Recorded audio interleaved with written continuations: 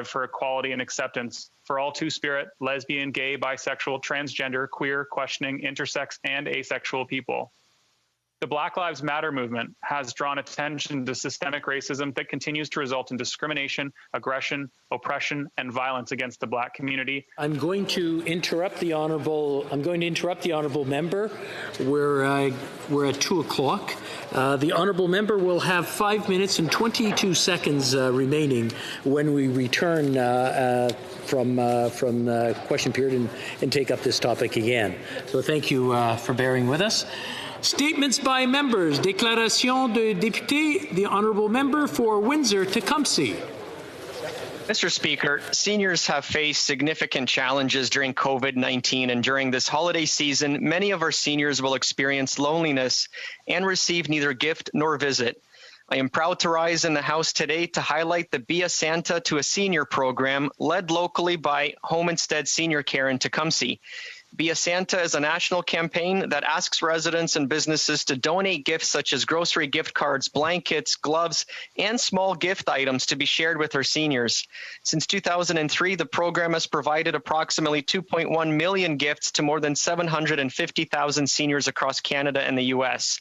This will be the 10th year for this program in Windsor, Essex, and through the leadership of Ryan and Colleen Jershey at Home Instead, the Be a Santa to a Senior program has provided 10,000 seniors in my community with gifts and comfort.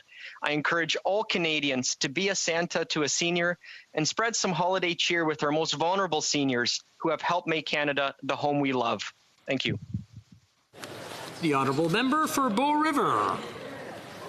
Mr. Speaker, Canadians living with cystic fibrosis need government to deliver for them. Patients across Canada, like my constituents Martin and Tabor, Amanda and Chestermere, have been advocating fiercely for Health Canada to provide the potential life-saving drug Trikafta. This drug has been called a miracle drug. It has potential to not only stop the degeneration of their lungs and organs, but actually improve them. For cystic fibrosis patients struggling to breathe and living through COVID-19, this drug is what matters.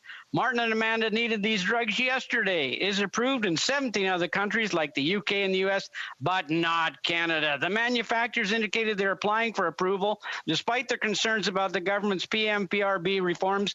Once this application is received, Health Canada needs to consider it under the highest priority, not years, not months, but weeks at the most. Martin and Amanda and thousands of Canadians with CF have waited long enough.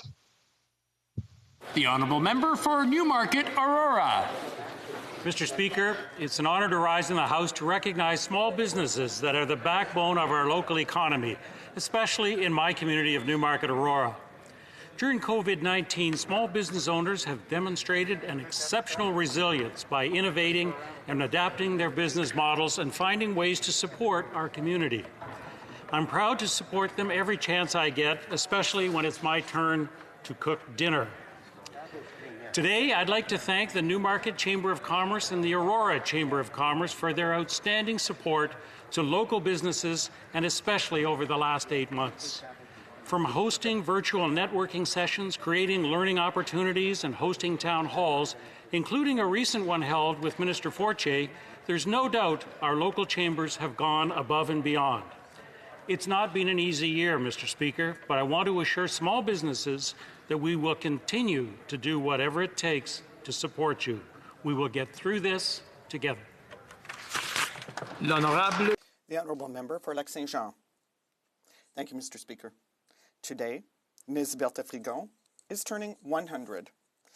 This woman is committed to her community. She has 17 children, 36 grandchildren, 52 great-grandchildren, and 7 great-great-grandchildren. And in addition, she finds the time to help out in the community. She leads the Christian Women, she helps run a second-hand clothing store, and she helps out at the daycare center by educating children about environmental protection. And nothing stops Ms. Frigon from seeing through any initiative she decides to undertake. When she was 87, she even published her first book called Better Days, We Build Them. Mr. Speaker, you know, this year has been a tough one, but I'm convinced that in Lac-Saint-Jean, our future is being built by our hardy citizens. Ms. Frigon, on behalf of our community, thank you, and happy centenary. The Honourable Member for Sherbrooke. Thank you, Mr. Speaker. November 14th is World Diabetes Day, to educate people about this disease. At this time, I had a discussion with Stéphane Leblanc, who's the chair of the Eastern Townships Diabetes Governing Board. We talked about the alarming rise of this disease and the challenges that people who have it must live with. I can talk about this because in February 2017, my 18-year-old son, Charles, was diagnosed with diabetes type 1. Charles needs 4 insulin injections per day, but that does not prevent him from carrying out many, many sporting activities with unprecedented energy. Mr. Speaker, I would like to take a moment today to commend the courage of people with diabetes, but also to congratulate and support their families and loved ones and health professionals, all who work to help them have a good quality of life. Thank you. The Honourable Member for Halliburton, Kawartha Lakes Brook. Mr. Speaker, National Child Day is recognized on November 20th each year. It celebrates the adoption of 2 documents, the Declaration of the Rights of the Child in 1959 under Prime Minister Diefenbaker, and the Convention on the Rights of the Child in 1989 under Prime Minister Mulroney. National Child Day is a symbol of our commitment to ensure that all children are treated with dignity and respect, that children have a voice, are safe from harm, and are guaranteed the opportunities to reach their full potential. As parents, aunts, uncles, grandparents, teachers, and legislators, we all have the responsibility to keep our children safe, healthy, and engaged. National Child Day is about recognizing children as active citizens who are learning about their place in society, while at the same time reinforcing the rights of children and youth in Canada. Please join me and wear blue tomorrow to show your support for National Child Day in Canada. The Honourable Member for Surrey Newton. Thank you, Mr. Speaker. Over the past month in British Columbia, there has been over 4,400 people diagnosed with COVID-19 who reside south of the Fraser. Currently in Surrey, the staggering 1 out of 178 people have tested positive over the same period. At the current rate, the Fraser South region could be up to 1,000 new cases per day within the next month. This is a critical situation. So to the south of the Fraser residents, I ask you to please wear masks, isolate with your immediate family, maintain physical distancing, wash your hands frequently, cut out all unnecessary outings, and download the COVID Alert app. Let's do our part because we are all in this together. The Honourable Member for Northwest Territories. Mr. Speaker, today I want to recognize 2 of my constituents, Roy Helmer and Shelley Wood. In the early hours of October 16th, Shelley heard sounds that would bring any of us into a full state of panic. Upon investigation, she was shocked to see a bear attacking someone just outside her door. She tried to distract it, but then ran to get Roy, who grabbed what was readily available and hit bear with a small concrete statue. Just give him just a moment to quickly pull the injured girl into the house. Mr. Speaker, many Canadians live near the edges of wildlife, but we still don't expect this. And I would like to recognize and commend both Shelley and Roy for their actions. Their quick thinking response saved this girl from a much more severe outcome. Also, I'd like to thank the first responders, Harry RCMP, and the staff from Environment and Natural Resources for their assistance, and also wish a speedy recovery to the young who was so unexpectedly attacked. Message show. Thank you very much. Honourable Member for Dufferin-Caledon. Mr. Speaker, I'm going to talk about Rhys Meyer. Rhys was kind of a big deal. His sister Avalon said he was the strongest, bravest, smartest, kindest kid. They shared a special bond. He looked up to his dad, Glenn, and he adored his mother, Jennifer. Rhys played right defense with the Caledon HoCs, and when he was diagnosed with cancer, the Canadian hockey community rallied around him. His short but incredibly meaningful life was marked by a unique joie de vivre. When Rhys was diagnosed with cancer, his courage and love of life was an inspiration. Whenever he wondered why he had cancer, he would think of this quote, God gives his hardest battles to his strongest soldiers. A strong soldier he was. Reflecting on his life, Reese wrote, "I got cancer because God knew I could handle it better than anyone else on earth." Mr. Speaker, may Reese's legacy continue to inspire us, and may we all strive to be a little more like Reese every day. The honourable member for Lac Saint Louis. Filipino Canadian community and broader Montreal community have lost a true humanitarian, gentleman, and civic builder. Dr. Florentino Rosario's life and career as a surgeon took him from the Philippines to the United States, to Ottawa's Montfort Hospital, and later to Montreal's Royal Victoria and Lachine General Hospitals. A gentle and humble man, his ethic of service extended beyond the professional realm to caring for the social and cultural well-being of his community.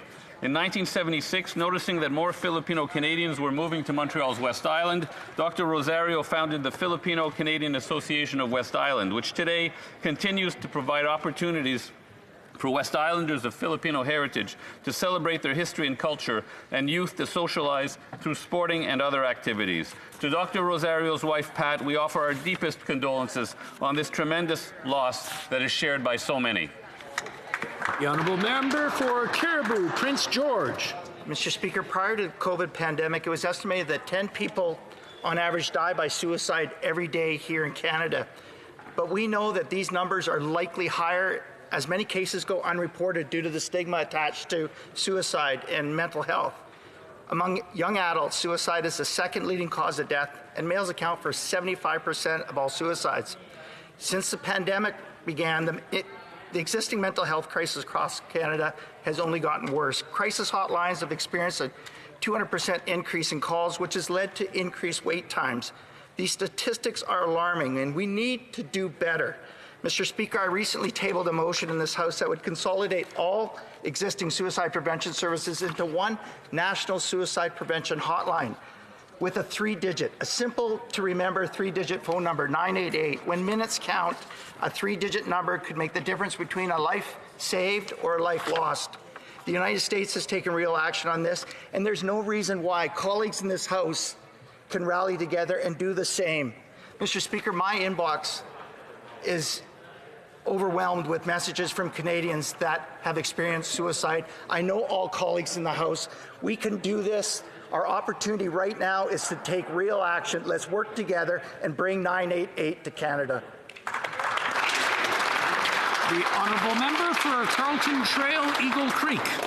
This fall, I celebrated my 12th year as a Conservative MP. I am thankful for the numerous individuals, men and women alike, who encouraged me to run, and the tremendous support I received from the Conservative Party once I made my decision. When it comes to women in leadership, I am proud of our history, as ours truly is the party of firsts in this country. The first female cabinet minister and the first to serve as acting prime minister, Ellen Fairclough. The first woman to lead the official opposition, Deb Gray. And Canada's first female foreign minister, Flora MacDonald. And finally, Canada's first female prime minister, the Right Honourable Kim Campbell. All were Conservatives. As a mum to 4 beautiful, strong women and grandmother to 7 granddaughters, I am grateful for these role models. Proud to work alongside incredible women in our caucus today and invite Canadian women all across the country to take another look at our Conservative Party. The honourable member for Windsor West. In my riding, we have the largest healthcare tribute mural in Canada, created by local artist David Durkatz, which depicts a local nurse and doctor fighting COVID-19 on the front lines. With the second wave upon us and the numbers of those infected and hospitalized exceeding levels seen this spring, we must reflect on what is next. Frontline health workers, including those working at Windsor Regional Hospital, Hotel Dieu Grace Hospital, long-term health care facilities, those providing health care services in people's homes, or those delivering services in the community, have been battling the pandemic daily for more than 8 months now, for all of us, with many more months to go before this is over. Take a moment to reflect on how their work life has altered since the start of this pandemic. Think about the emotional highs and lows they've endured as they fight COVID-19, sometimes being the final person someone sees before passing from this world. To all those who have not been wearing masks, it breaks public health orders and creates problems for those who are doing their jobs to protect us. We all must remain vigilant and do our part. If you love your family, friends, neighbors, or even yourself, please just wear a mask. Let this not all be in vain. Healthcare workers, thank you. The Honourable Member for Belleuil-Chambly. Thank you, Mr. Speaker. For 12 years now, a group of very fine retired people have start at the beginning of November to they make tourtières and pies. I can only ask you to imagine buzzing around their ovens the wives who contribute their expert hands to make sure that all these delicious pies get made for Christmas. So this is in St. Paul's Church that this miracle happens and has happened for 12 years. We're talking about some 14,000 pies and $46,000 a year that is raised. And this is thanks to Serge Leclerc and his group. So to help out in Shawinigan. Also, we are very proud of the municipal councillor. So thank you very much to all of you. You are wonderful. For Aurora, Oak Ridge's Richmond Hill. When it comes to Canada's approach to China, this Liberal government has got it drastically wrong, and they refuse to do anything about it. That's why Conservatives brought forward a motion to force the Liberals to change course, to make a decision on Huawei, and to develop a plan to protect Canadians against China's aggressive foreign operations. Canada is the only Five Eyes country that has not banned Huawei, and with increased Chinese ownership of critical Canadian assets, widespread hacking and intellectual property theft, and the intimidation of our citizens by Chinese agents right here at home, we are in urgent need of a plan.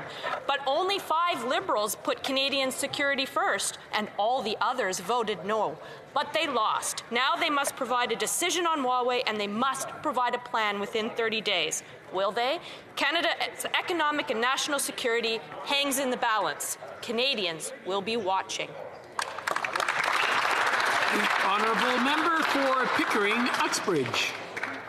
Mr. Speaker, today on Parliament Hill, the advocacy group Canadians for Long-Term Care Standards led an emotional memorial called Broken Hearts and Empty Shoes. They placed over 2,000 pairs of shoes in remembrance of those we have lost in long-term care homes this year and years past due to neglect. Many families in my community have been impacted. Families like the Parks family who lost Paul Parks when he sadly passed away at Orchard Villa last spring. Mr. Park's family couldn't be by his side in his final days, and his family had to hear about the deplorable conditions he and other vulnerable seniors were left in. Mr. Park's daughter, Kathy, has been sharing his story like so many family members who've lost loved ones. They have been advocating for the necessity and urgency of establishing national standards in long-term care. I'm grateful to our Prime Minister for his leadership and commitment to establish national standards. We need to ensure that our most vulnerable seniors are cared for and these tragedies never happen again. Thank you, Mr. Speaker. Oral questions, question orale. The Honourable Member for Wellington, Halton Hills.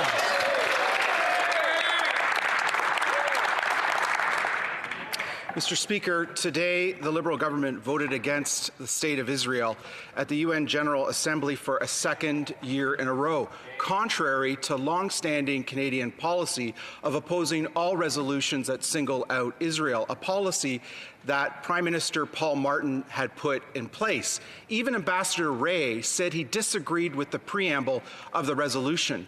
Why did the government break with long-standing Canadian policy and vote against the State of Israel at the UN General Assembly today? The Honourable Deputy Prime Minister.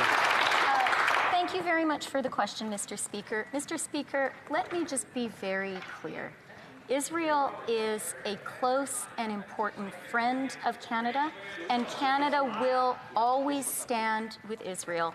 And let me also be very clear to Jewish Canadians in my riding and across the country. We stand with you, particularly today when we are seeing an appalling rise in anti-Semitism here and around the world. The honourable member for Wellington, Halton Hills. Mr. Speaker, last year, the Liberals broke with Canadian policy in pursuit of a UN Security Council seat. We all know how that ended. Canada lost the vote with 6 fewer votes than it received in 2010. A damning indictment of this government's foreign policy. That's 6 fewer countries that see Canada as a leader on the world stage today. When will this government restore Canada's long-standing opposition to these anti-Israel resolutions that were upheld by previous Liberal and Conservative governments and put in place by Prime Minister Paul Martin? Honourable Deputy Prime Minister. Mr. Speaker, let me speak to Canada's place in the world and to our foreign policy. We are living in a world today where there is a worrying rise of authoritarian regimes, a worrying rise of anti-democratic populism. And our country in that world will always stand up for human rights and will always stand up for the rules-based international order. That may not always be popular, Mr. Speaker, but that is the Canadian way. The Honourable Member for Chicoutimi-Le-Fjord. Mr. Speaker, what do Robert M. Dysart, Arthur T. Doyle, Charles Leblanc, Tracy Delaware, and Marie-Claude Bélanger-Richard have in common? They were all appointed judges in New Brunswick, and they were all friends, you guessed it, of the Liberal MP for Beauséjour. It pays to be friends with the Liberal MP for Beauséjour. Buy me lunch, you're set for life. What's the most important selection criteria for the Minister of Justice? To give to the Liberal Party or to know the Member of Parliament for Beauséjour? The Honourable Deputy Prime Minister. Mr. Speaker, we are proud of the process put in place by our government. We introduced essential reforms to the process several years ago,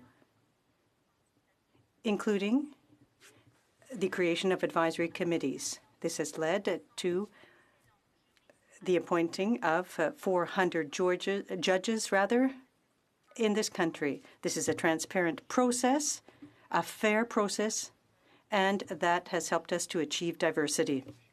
The Honourable Member for Chicoutimi-Le-Fjord. Mr. Speaker, more recently, another lawyer, Philippe Bélanger, was appointed judge. Scoop, he wasn't friends with the member for Beauséjour, but he was a friend of the Minister of Justice and a Liberal donor.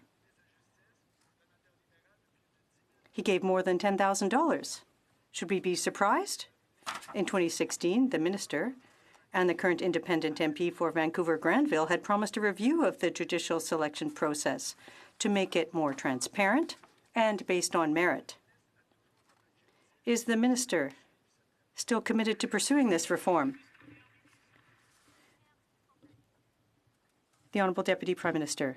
Mr. Speaker, our Minister of Justice is a McGill Law professor, worked as a lawyer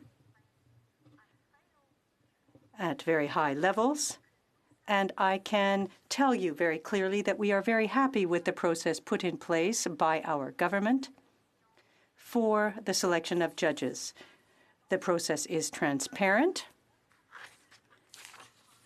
much more so than the previous process was. The Honourable Member for Chicoutimi-Le-Fjord. The process is supposedly transparent and based on a committee that includes important players in the legal world. The same committee had suggested an experienced Quebec lawyer. A judge had even endorsed her, and the criteria all pointed in her favor. Except for one, Mr. Speaker, the Liberal criterion. The lawyer in question is the spouse of a great Conservative volunteer for the riding of Drummond. Why are political affiliations taken into account in the appointment of judges? The Honourable Deputy Prime Minister. Thank you, Mr. Speaker. And I must say that I don't agree. I completely disagree with the question. Our process for the appointment of judges is a clear process. It is transparent. It is an open process and has helped us to have more diversity on the bench. It has enabled us to appoint judges in this country with excellent qualifications. The Honourable Member for La Prairie. The Liberals say that they wanted to defend French in Quebec, but they're not walking the talk. Yesterday, the Prime Minister said he supports Bill 101, but the federal government's been butchering it since 1977. The government refused to apply Bill 101 to federal companies. That's shameful. Today, the Bloc is proposing a bill to make sufficient knowledge of French a condition for becoming a citizen in Quebec. They don't want it. They're going to vote against it. So the real position for the Liberal Party on French in Quebec is the position of the MP for Saint-Laurent. Is that correct?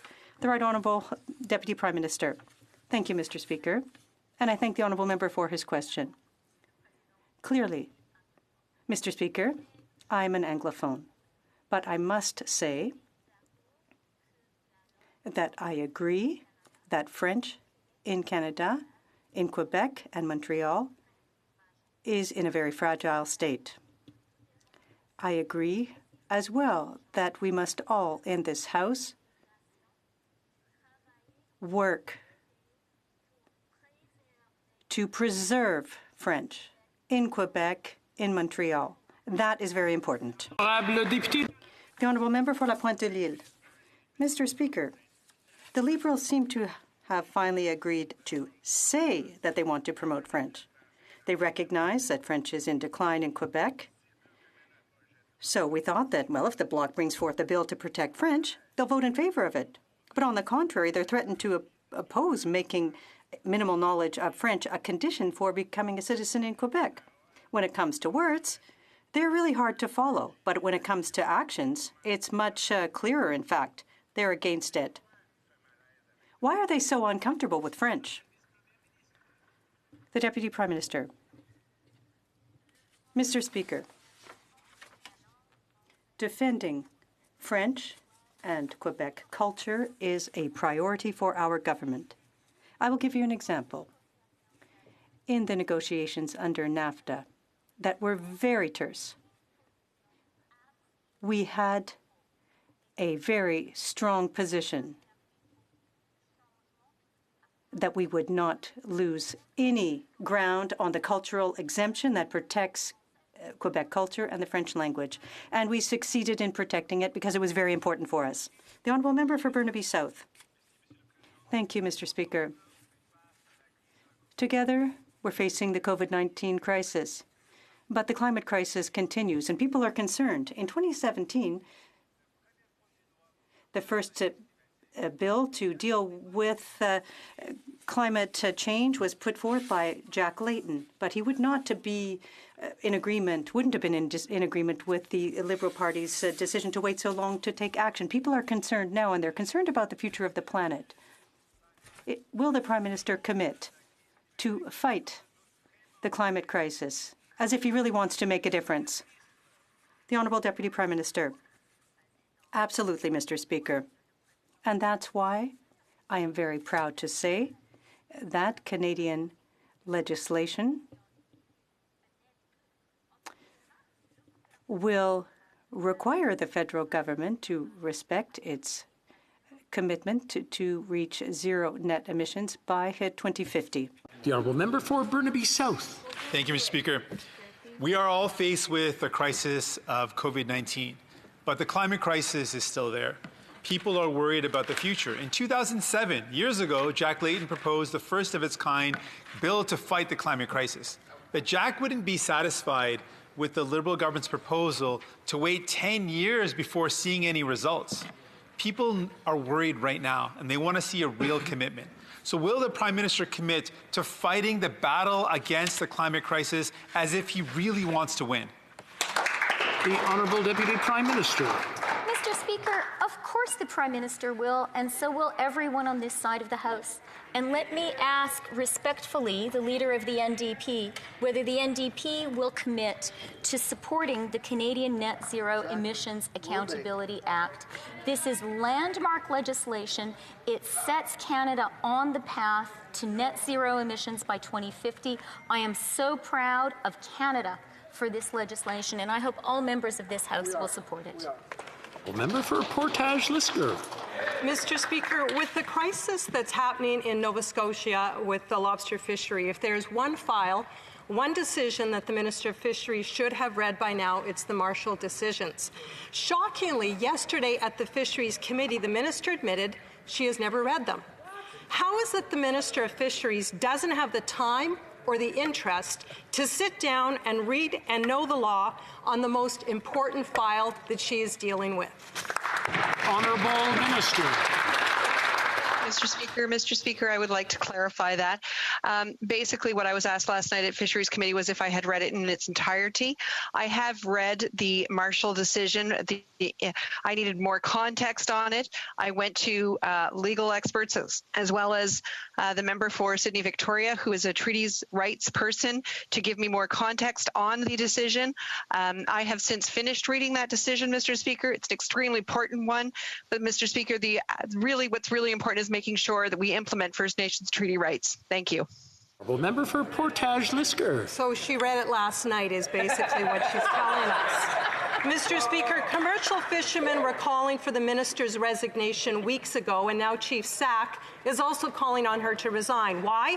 Well, she hasn't met with the Mi'kmaq fishers in a month.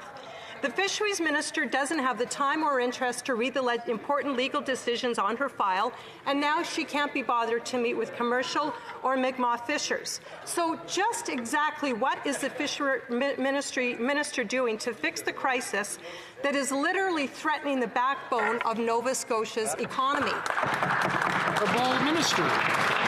Thank you, Mr. Speaker. Mr. Speaker, I have been actively meeting with both First Nations leadership as well as commercial harvesters since the onset of this issue. Mr. Speaker, I will continue to do that.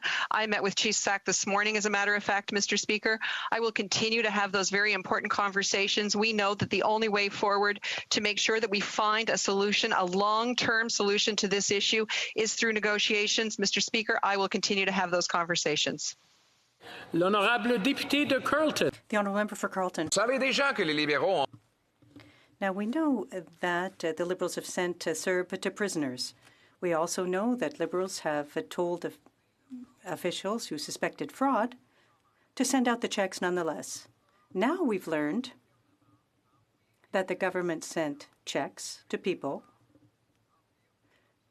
who hadn't even filed their taxes. So because an income of $5,000 was required in the previous year. So what is the government doing to ensure that everyone is eligible for the money that they've received to date? The Honourable Minister.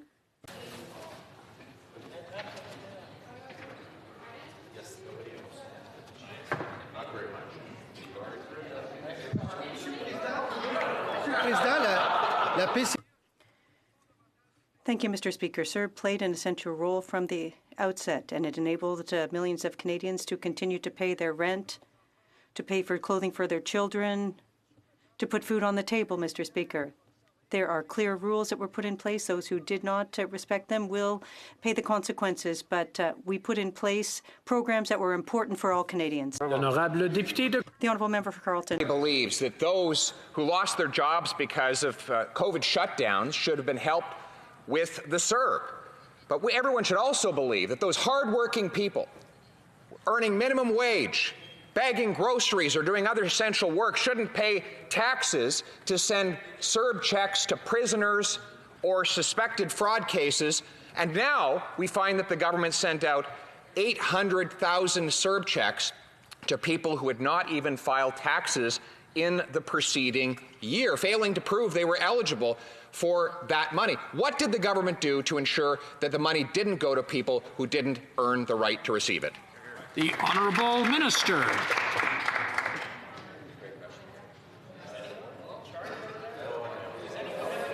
Mr. Speaker, our income support programs have played a fundamental role in getting Canadians through the first wave of the COVID crisis, and they're going to get Canadians through the second wave.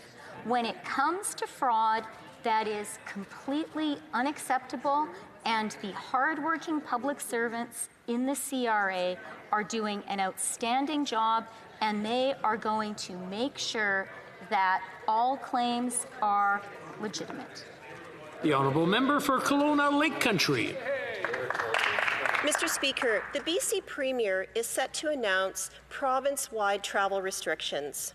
People live and work and look after family members between municipalities, and I'm hearing from constituents who are stressed out.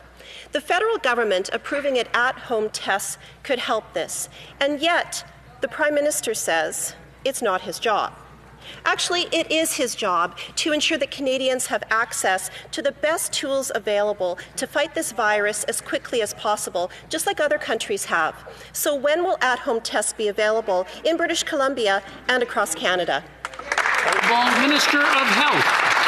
Thank you, Mr. Speaker, and I'm glad the member opposite is interested in testing. In fact, we've delivered almost 5 million rapid tests to provinces and territories, 345,000 to BC. We know that provinces and territories are looking at how they can best deploy these safely, and we stand ready to assist them with that deployment as needed. Thank you, Mr. Speaker. Honourable Member for Aurora Oak Ridges, Richmond Hill. Well, Mr. Speaker, yesterday the Ontario Health Minister announced the number of vaccine doses Ontario would be receiving in early 2021.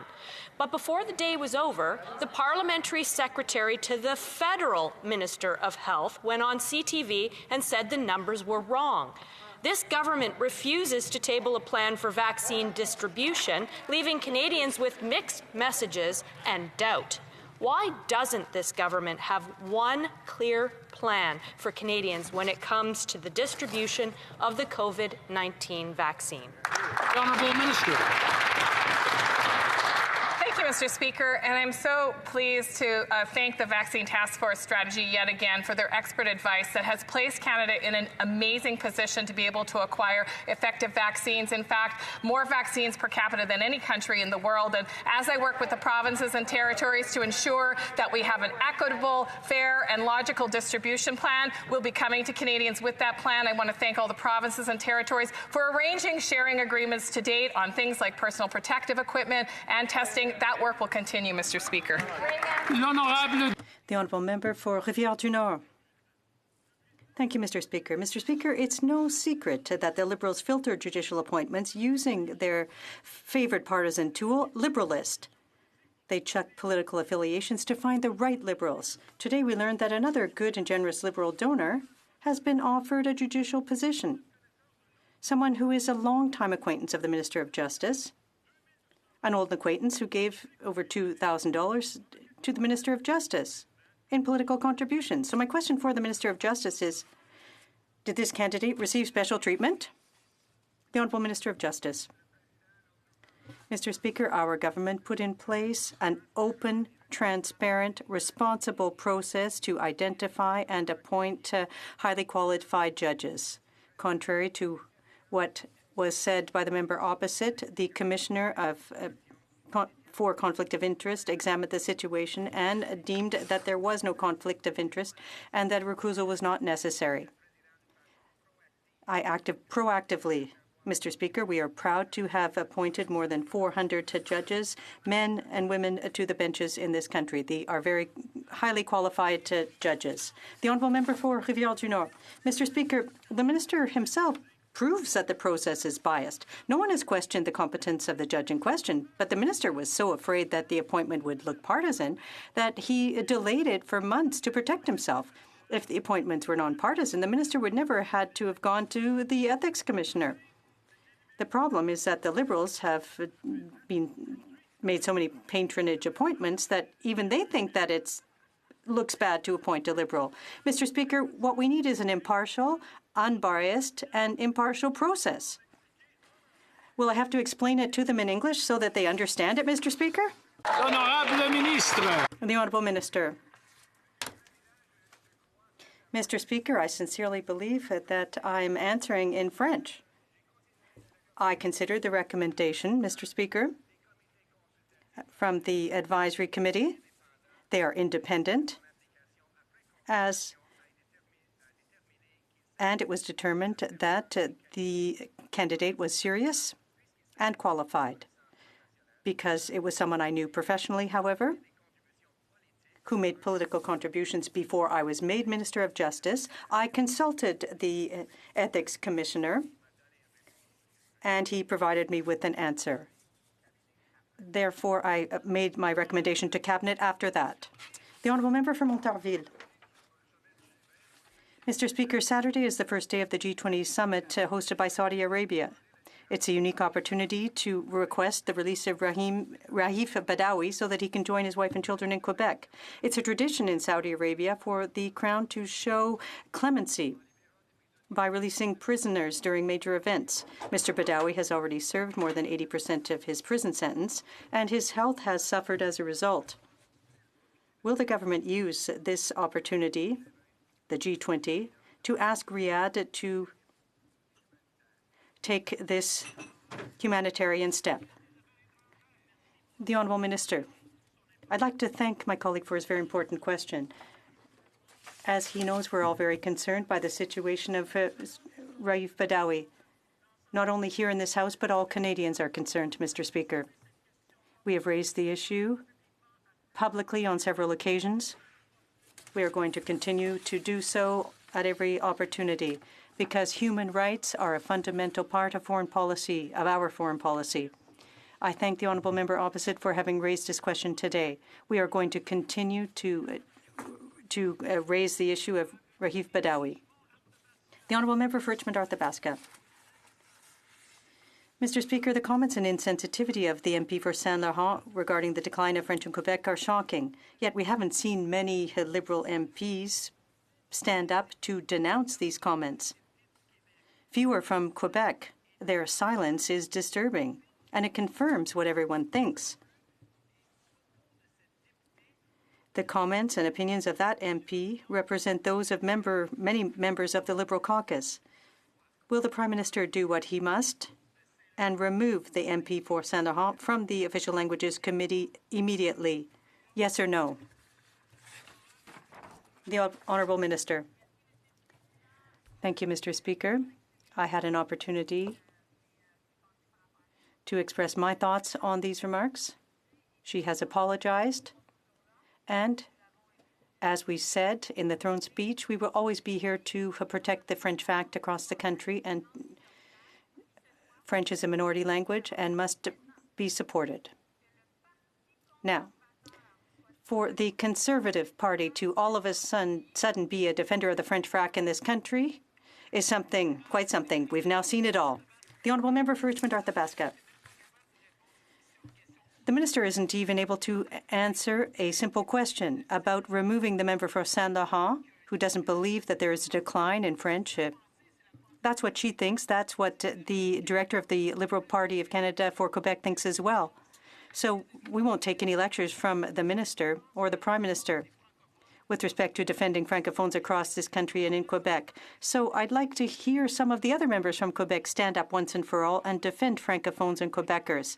And I'm thinking about the member for Saint-Marie-Champlain, Compton-Stanstead, Brome-Missisquoi, Gaspésie-La-Madeleine. I'd like to see them stand up and denounce this unacceptable situation. The Honourable Minister.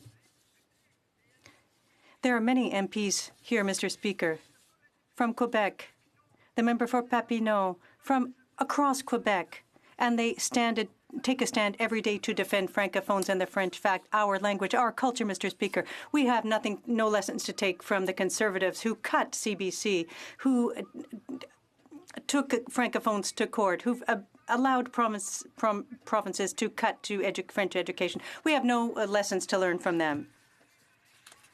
The honourable member of Richmond-Arthabaska. Well, let's bring the tone down a little bit, because I think he's going to explode over there. Let's talk about some facts now.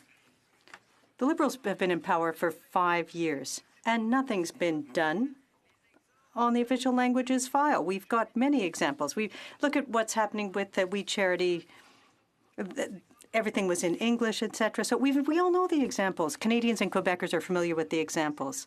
If the Prime Minister were really sincere and not just a big talker who didn't accomplish much, then why doesn't he table the Modernization Act, the Official Languages Modernization Act, before Christmas, as all organizations have that defend both official languages have called for?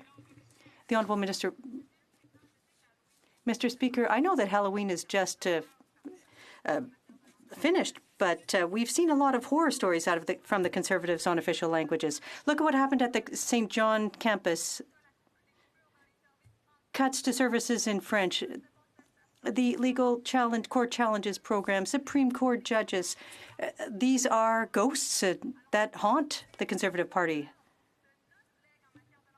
For the Conservatives to talk about our legacy on official languages, well, I have nothing to say to him. We have put $50 million more into official languages. We're appointing bilingual judges. We've invested in CBC. We're protecting Francophones across the country. Member for Cowichan-Mellahat. Mr. Speaker, today Canadians learned that a lawyer who contributed thousands of dollars to the Justice Minister's political campaigns was appointed to be a judge by the Liberals. People need to have trust in the justice system, which must be free from even the slightest perception of partisan considerations in the appointments process. Last month, the Liberals said that accessing their party database containing donor information when vetting judges had nothing to do with partisanship. In light of today's news, how can they possibly defend those claims about merit-based judicial appointments? Well, Minister of Justice. Mr. Speaker, we want candidates from all backgrounds and political stripes to apply to the bench.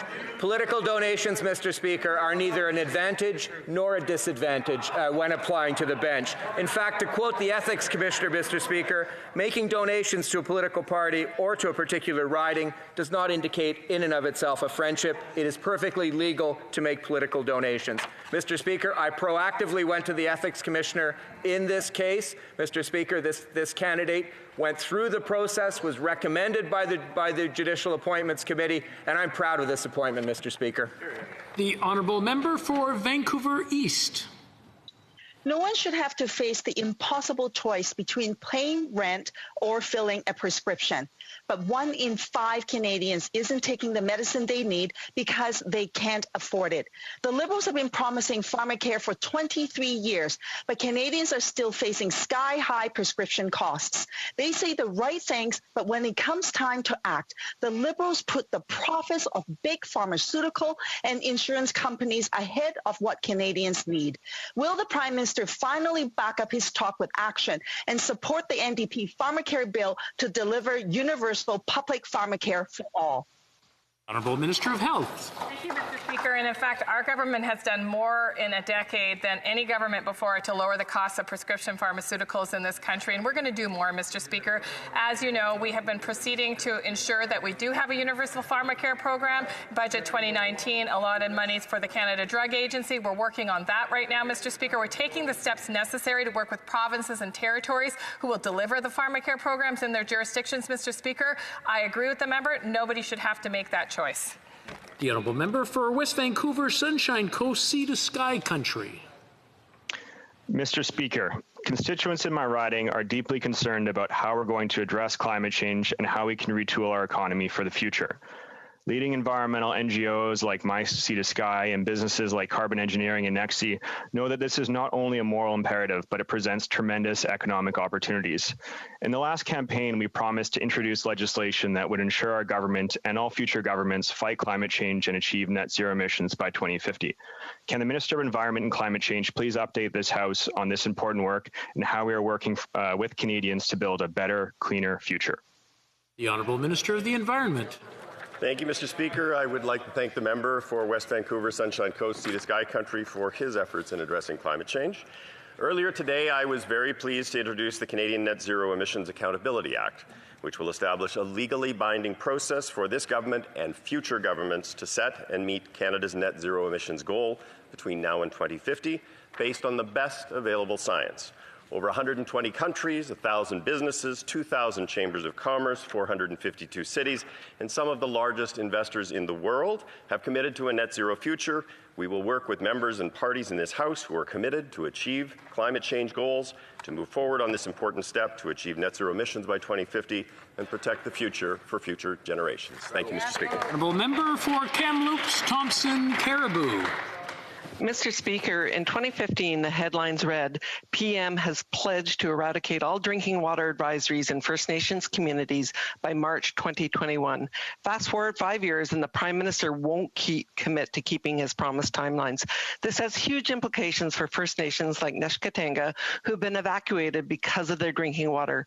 The government made a solemn promise to this community. Will they guarantee the people of Neshkatanga will be home for Christmas with safe water? Minister. Well, I thank the member for her exceedingly important question. I had the opportunity to speak to Chief and Council yesterday. Currently, members should know that the timeline for getting back into the community would be early December.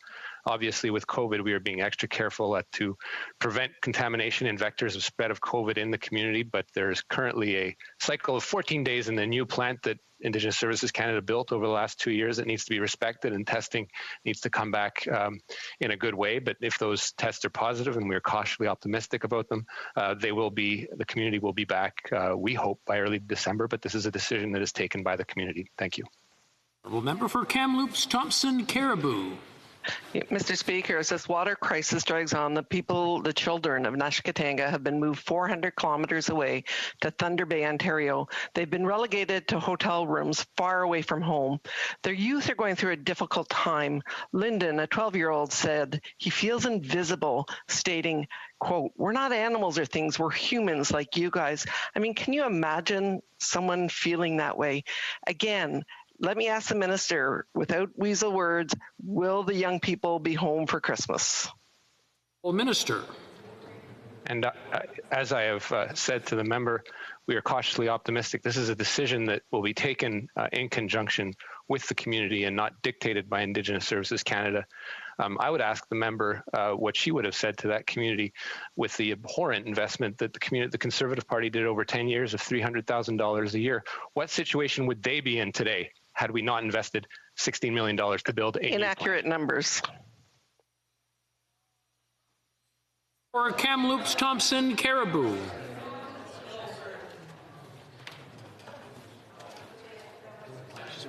Kent Middlesex. I'm sorry. Lambton, Kent, Middlesex. Oh, I'm sorry. Lambton. The Honourable Member for Lambton, Kent, Middlesex. Mr. Speaker, Canadians are paying more for food, and it could get worse this winter. Last March, grocery sales were up $2.5 billion over February. While grocery giants bank this windfall, they continue to gouge farmers and processors with fees that they say are because of the pandemic. Will the Prime Minister tell his rich grocery giant friends to stop gouging suppliers that are putting Canadian families' food security at risk? The Honourable Minister. Mr. Speaker, I understand the frustration the member has raised and the impact this is having on grocers and food producers and processors. They played a critical role during the pandemic, and as so have the essential workers across the country. And we share these concerns, and that's why we're going to continue to work with the provinces and territories to make sure we move forward in a manner to protect our workers and, more importantly, the supply chain when it comes to grocers. The Honourable Member for Lambton, Kent, Middlesex. Protecting farmers and processors. Mr. Speaker, Loblaws, Walmart, and Metro want to gouge farmers and processors. Loblaws saw record third quarter profits of about $400 million. Metro fourth quarter profits were up 11.4%. But they want farmers and processors to pay for store expansions, while groceries for families from Streetsville, Point O'Barrel, and across Canada get more expensive. When will the Prime Minister tell his rich grocery giant friends to pay for store improvements out of their own windfalls and stop putting Canadian food security and affordability at risk? The Honourable Minister. The Honourable Member for a question. It is disappointing to see grocers impose these costly fees which fall on Canadian producers who are working hard to feed Canadians. We are open to discuss the issue at the next meeting of Ministers of Agriculture, which will take place shortly. However, contracts between suppliers and buyers are provincial and territorial jurisdictions. We encourage our provincial and territorial counterparts to examine this matter. Thank you, Mr. Speaker. The honourable member for Avignon-Lamitis-Matane-Matapédia. Mr. Speaker, the government said again today they want to be carbon neutral by 2050, but their bill provides no pathway to success. It doesn't set any greenhouse gas reduction target. It doesn't require anything to be done before 2030 in 10 years, and nothing for 2025.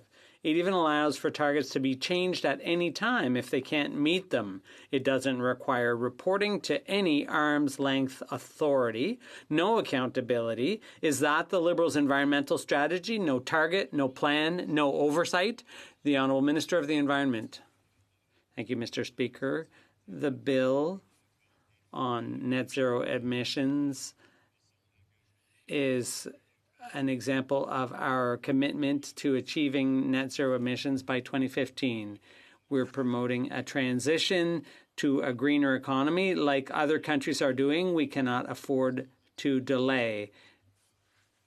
And that is why net zero emissions is not just a plan for healthier government, it's also for a cleaner and more productive economy. The Honourable Member for Avignon-Lamitis-Matane-Matapédia. Mr. Speaker, there are announcements and then there's action. The government has tabled a bill to fight climate change, but meanwhile they're fixing to pressure Joe Biden to protect the Keystone XL dirty oil pipeline and authorizing 100 offshore oil drills without environmental assessment. That's Liberal action. They've had a year to come up with a strong, binding plan to fight climate change. My question's for the Minister of Heritage. Can he look us in the eye and say this plan will actually let us reach Paris targets by 2030? The Honourable Minister. Thank you, Mr. Speaker. We have put in place a plan to reduce greenhouse gas emissions. It's a historic plan for Canada. We will reduce GHG emissions by 270 megatons by 2030, and we've promised to have a plan to accelerate our progress on climate change, and we will introduce a new plan in the weeks to come. Albert Edmonton. Mr. Speaker, the Canadian Bar Association has said that the use of the Liberal database to vet judicial applicants raises doubts about the independence of the judicial appointment process. We now learn that the Minister of Justice appointed someone to the Quebec Superior Court who donated thousands of dollars to his nomination campaign and that of his riding association. For this government, why is being a Liberal as important as being a lawyer when it comes to federal judicial appointments? Honourable Minister of Justice. Mr. Speaker, the only criteria to be appointed to the bench is quality, and the only consideration is diversity. Each candidate passes through a judicial appointments committee that has no access to any partisan data. And then, Mr. Speaker, we vet those candidates very carefully in order to make sure they are of the highest quality. Mr. Speaker, I'm proud of the judicial appointments that we have made, over 400 of them in a transparent and responsible process. Mr. Speaker, over 55% of them are women, and there's a high degree of diversity. It's unprecedented, Mr. Speaker, and I'm proud of it. The Honourable Member for Beauce. Mr. Speaker, does the government use its own tools to get any federal assistance? Surely not, or they would immediately realize how much paperwork it takes. It's one form after another. Sorry, you've been turned down because you forgot that one. Please start over.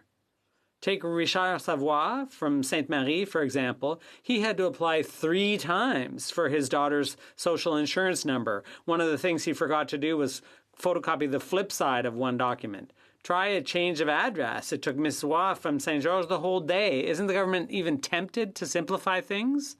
The Honourable Minister. Merci, Monsieur le Président. Thank you, Mr. Speaker.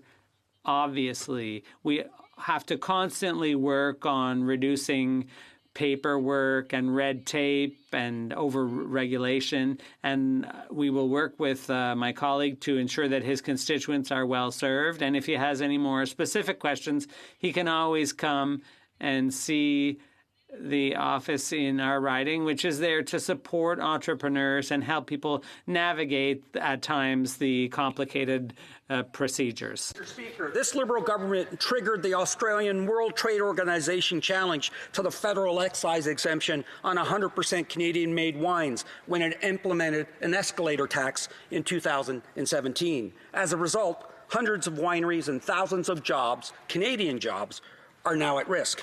Mr. Speaker, this Liberal government caused this mess, and now it's on them to fix it. Will the Minister of Finance commit today to supporting our wine industry in Budget 2021 with an industry-supported program that will protect our proud wineries, wine businesses, and the great Canadian jobs they create? Minister. I want to thank the honourable member for that question, and here is where I absolutely agree. The wine industry in Canada is vibrant. They are full of incredible entrepreneurs and producers, and we're really pleased that we came to an arrangement with Australia on this very matter, and we look forward to continuing to support Canadian wineries and the producers in our country. The honourable member for Sydney, Victoria. Mr. Speaker, as a Cape Bretoner, we have been very fortunate in keeping COVID cases low. The Atlantic bubble has been extremely successful, and I thank Maritimers for their vigilance and the commitment to keeping each other safe. The federal government has been partner with Nova Scotia from the very beginning, and it is great to see all the levels of government working together to combat COVID-19. Can the minister update us on the supports that the Government of Canada has provided to Nova Scotia throughout the pandemic? Well, Minister.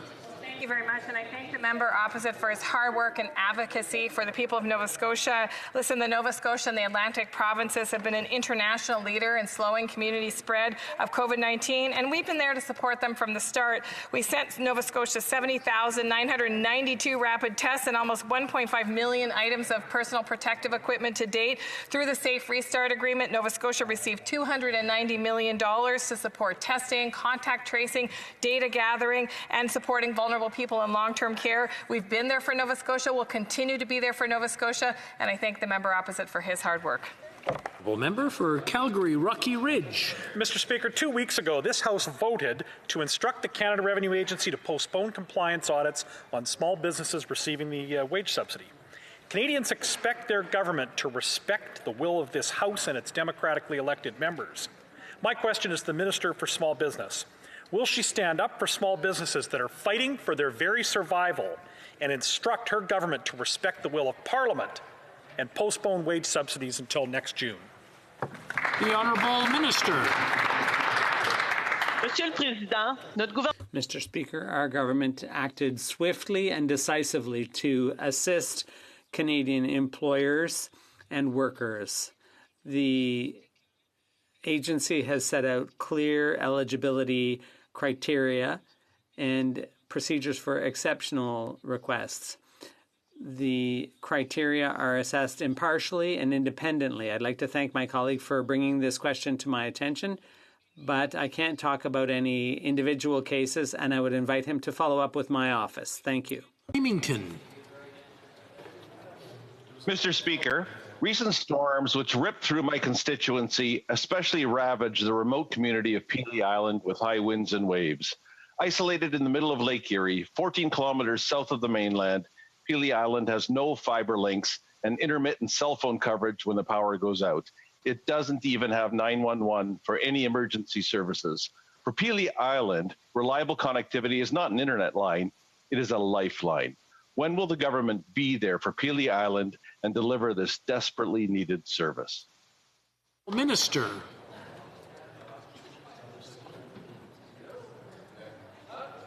Mr. Speaker, my honourable colleague is absolutely right. too many Canadians at the moment do not have access to this essential lifeline.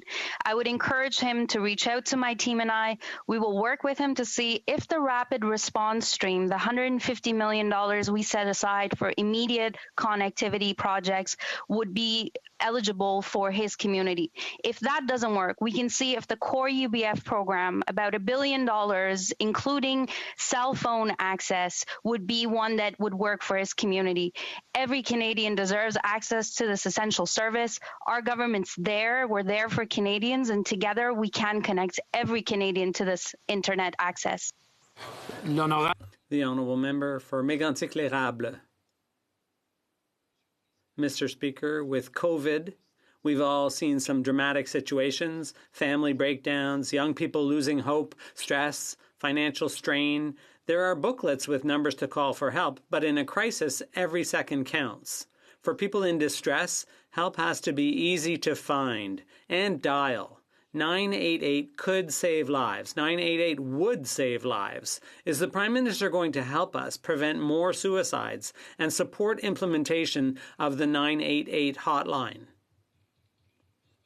Thank you, Mr. Speaker, and I'm so pleased that the member opposite is raising the deep concern that we all have for the mental health of Canadians, and in fact, suicide prevention is top of mind for us as well. As the member opposite knows, we've been supporting provinces and territories with additional funding for mental health services on top of the wellnesstogether.ca resources that are available to all Canadians free of charge. I've committed to his colleague that I will look into how we can accelerate work on a single access point for suicide prevention. The honourable member for Saint-Léonard, Saint-Michel. Thank you, Mr. Speaker. Today is an important day. Our government is keeping a promise to Canadians and taking steps to protect our environment. The science is clear.